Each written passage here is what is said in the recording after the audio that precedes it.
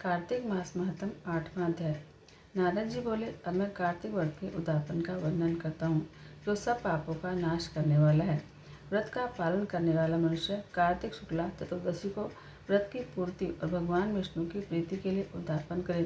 तुलसी के ऊपर एक सुंदर मंडप बनावे, उसे केले के खम्भों से संयुक्त करके नाना प्रकार की धातुओं से उसकी विचित्र शोभा बढ़ावे। मंडप के चारों ओर दीपकों की श्रेणी सुंदर ढंग से सजा कर रखे। उस मंडप में सुंदर बंधन वारों से सुशोभित 4 दरवाजे बनाए और उन्हें फूलों से और चमर से सुसज्जित करें। द्वार पर पृथक पृथक मिट्टी के द्वारपाल बनाकर उनकी पूजा करें। उनके नाम इस प्रकार हैं: जय, विजय, चंड, प्रचंड, नंद, सुनंद, कुमुद और कुमुदाक्ष। उन्हें चारों दरवाजों पर 2-2 के क्रम से स्थापित कर भक्तिपूर्वक पूजा करें।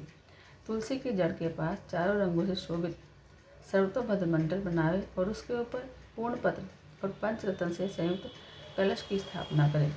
कलश के ऊपर शंख चक्र गदाधारी भगवान विष्णु का पूजन करें। भक्तिपूर्वक उस स्थिति में उपवास करें और रात में गीत, वाद्य, कीर्तन और मंगलमय आयोजनों के साथ जागरण करें। जो भगवान विष्णु के लिए जागरण करते समय भक्तिपूर्वक भगवत संबंधी पदों का गान करते हैं, वे सैकड़ों जन्मों की पाप राशि से मुक्त हो जाते हैं। जो मनुष्य भगवान के निमित्त जागरण करके रात्रि भर भगवान का कीर्तन करते हैं, उनको असंख्य गोदान का फल मिलता है। जो मनुष्य भगवान की मूर्ति के सामने नृत्य गान करते हैं, उनके अनेक जन्मों के इकट्ठे हुए पाप नष्ट हो जाते हैं।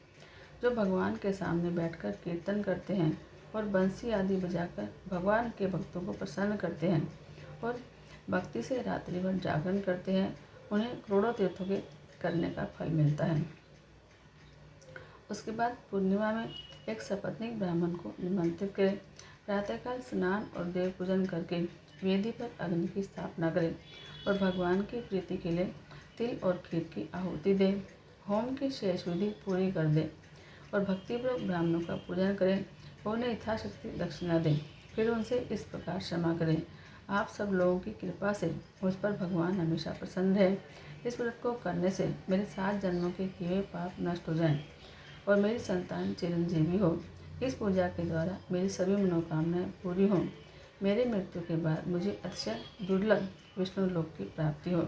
पूजा की समस्त वस्तुओं के साथ गाय भी गुरु को दान में दें और इसके बाद घर वालों और मित्रों के साथ स्वयं भोजन करें। भगवान द्वादशी तिथि को शयन से उठे, त्रयोदशी को देवताओं से मिले और चतुर्दशी को सबने उनका दर्शन और पूजन किया।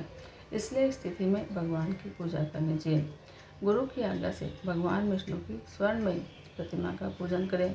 इस पूर्णिमा को पुष्कर तीर्थ की यात्रा श्रेष्ठ मानी गई है। कार्तिक मास में इस विधि का पालन करना चाहिए। जो इस प्रकार कार्तिक के व्रत का पालन करते हैं, वे धन्य और पूजनीय हैं। उन्हें उत्तम फल की प्राप्ति होती है। जो भगवान विष्णु की भक्ति में तत्पर होकर कार्तिक में व्रत का पालन करते हैं, उनके शिर में स्थित सभी पाप तत्काल नष्ट हो जाते हैं।